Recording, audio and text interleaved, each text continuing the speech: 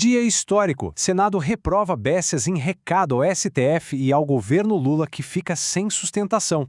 Pois é, os bastidores políticos de Brasília foram absolutamente abalados e é com essa manchete super contundente que a gente começa a análise de hoje. E antes de mergulhar de cabeça nos detalhes dessa história que está mudando as regras do jogo, já inscreva-se no nosso canal rapidinho para continuarmos a destrinchar em conjunto esses movimentos históricos.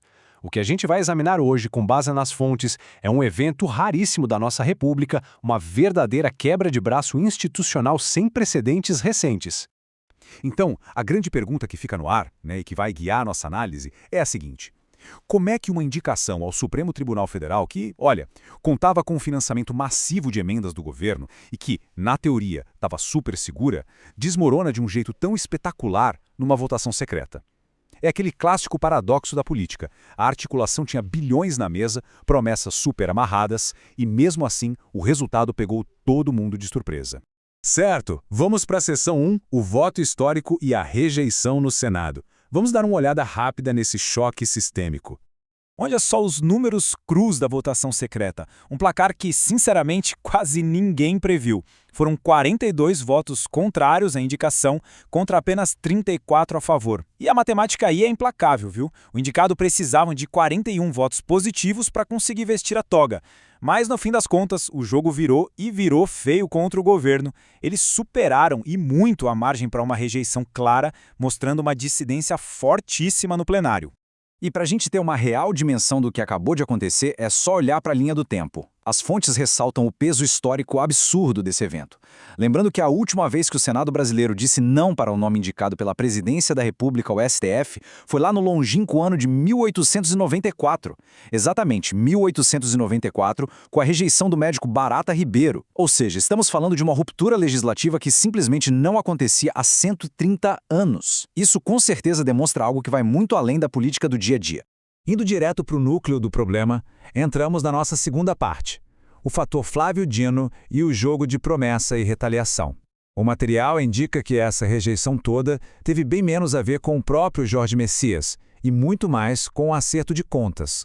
A lógica de causa e efeito que as fontes constroem aqui segue um passo a passo bem claro, parece até um efeito dominó. Passo 1, o Flávio Dino, lá atrás, quando estava articulando a própria entrada no STF, teria prometido aliança e respeito aos senadores. Passo 2, ele toma posse na corte. Passo 3, logo depois de assumir, o que as fontes relatam é que decisões foram tomadas para bloquear ou, no mínimo, dificultar o pagamento daquelas emendas parlamentares do Congresso. E aí chegamos ao passo 4, que é basicamente a consequência inevitável disso tudo. Sentindo que aquelas promessas do Dino foram quebradas, os senadores teriam usado o sigilo da votação secreta para retaliar com muita força essa nova indicação do governo. O alvo no papel era um, mas o recado era claramente para outro. O que nos leva à nossa terceira parte, a falha na articulação e como o governo perdeu o controle da situação. Basicamente, rolou um abismo gigante entre a expectativa do executivo e a realidade que aconteceu nas sombras da votação.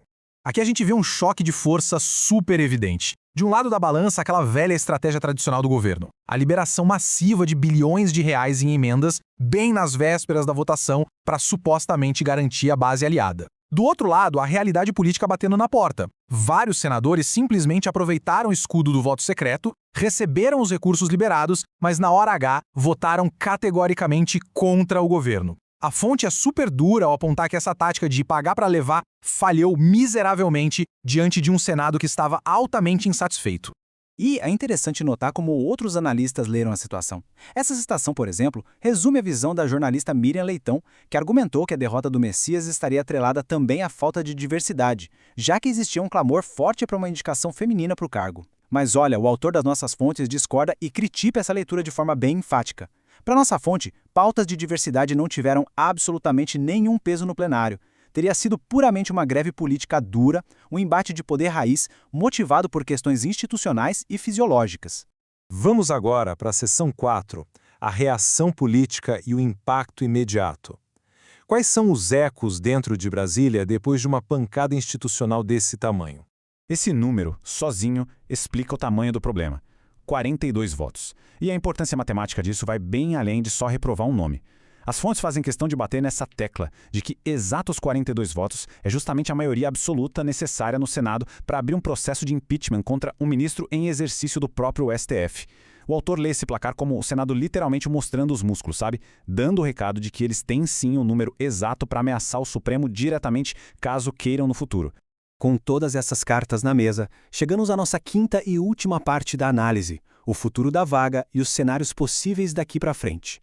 Então, quais são as vias que sobraram para o governo? A primeira opção viável seria indicar o atual presidente do Senado, Rodrigo Pacheco. A análise mostra que ele passaria com muita tranquilidade, por causa do corporativismo dos senadores, mas representaria um desgaste enorme para a liderança do governo que não queria esse nome. A segunda rota seria tentar outro nome governista de fora, mas aí a fonte avisa que o risco é estratosférico, já que figuras de peso como o senador Davi Alcolumbre poderiam simplesmente engavetar o processo e se recusar a levar o novo nome a plenário, ou seja, nenhuma das portas leva a uma saída suave.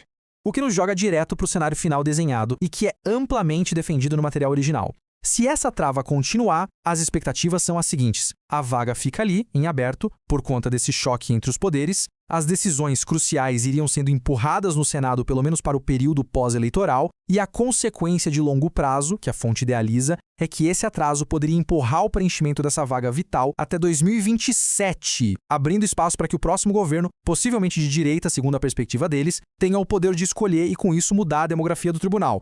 Tudo isso culmina nessa provocação final para fecharmos o raciocínio. A pergunta que esse embate deixa no ar é: como é que esse choque institucional, sem qualquer precedente recente, vai remodelar de forma permanente o equilíbrio de poder entre a presidência, o Congresso e o STF? A estrutura balançou de um jeito que ninguém conseguiu prever, e são os próximos meses que vão dizer quem realmente dita o ritmo lá em Brasília. Agradecemos demais a companhia nesta análise visual dos movimentos mais densos do nosso cenário político. O questionamento fica, e até a próxima.